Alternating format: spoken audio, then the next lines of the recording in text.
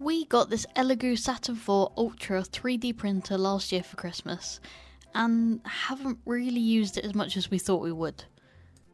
My channel has just hit 2,000 subscribers, and I thought to celebrate I would attempt to make my channel logo. I mean, how hard can 3D modelling really be?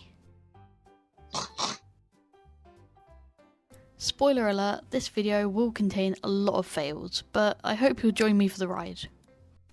First, I tried online tools that convert 2D images into 3D, and none of them worked, not even close. That is fail number 1 already. So I headed over to Blender and downloaded it for free. I watched a ton of tutorials on YouTube and a course on Udemy, but the software was still a bit overwhelming.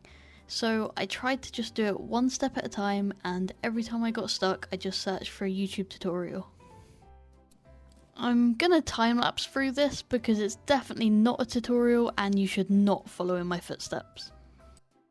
It's almost certainly not the quickest way, but a lot of the beginner tutorials showed adding the reference image and then painstakingly tracing it, and eventually I ended up with this outline.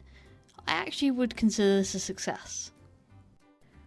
But I didn't realise I had to join the lines together to finish it, so I did have to go around the whole thing again, more than once, making sure that the outline was completed properly. Now to make it 3D. I tried extruding, but then I need to add the faces.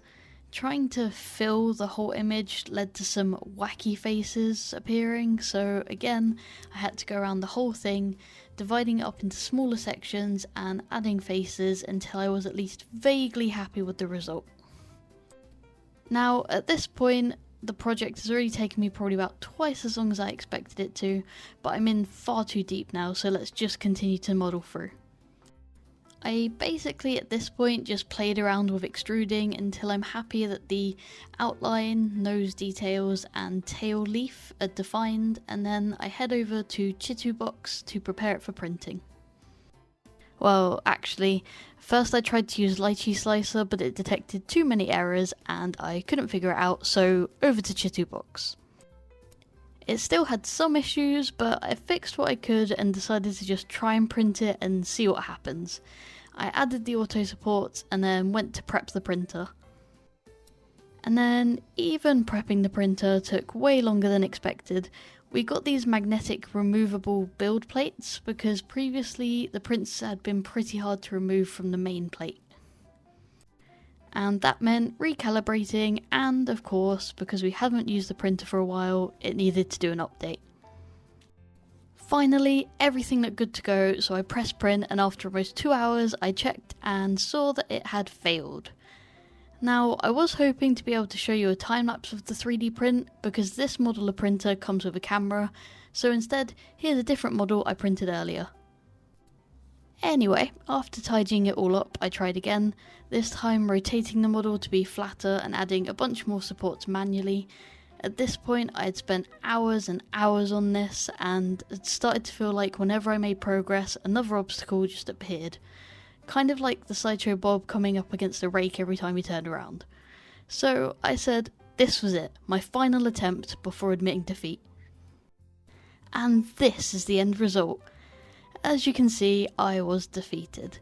But I've said it before, I think it's important to show fails as well as successes, and this video sums it up. I'm really proud of reaching 2,000 subscribers, it's a huge success, and thank you to every single one of you. If you're not yet subscribed, please consider it, and you might even see me retry this project.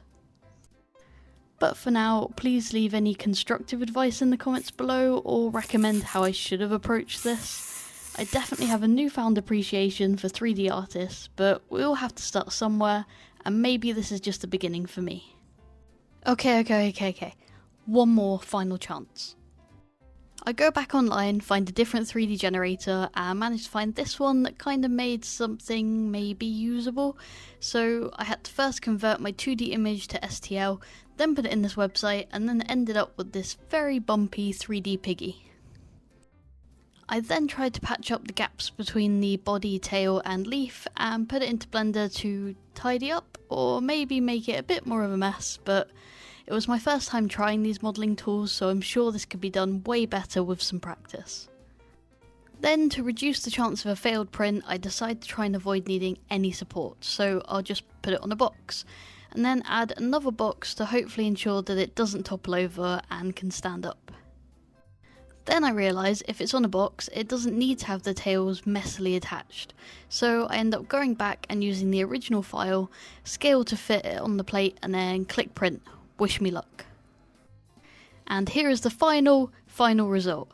Now, obviously this is not the exact end result I wanted, and it doesn't stand by itself because I made it way too thin, but it is something. I washed it, cured it, and then sanded it and painted it to try and make it look a little bit better, and this was my final result for now. I think I might hold on to it, mostly to try and improve in future and effectively be able to see my progression, assuming there is any. Thank you so much for watching, especially if you stuck around till the end, and I hope to catch you on the next one.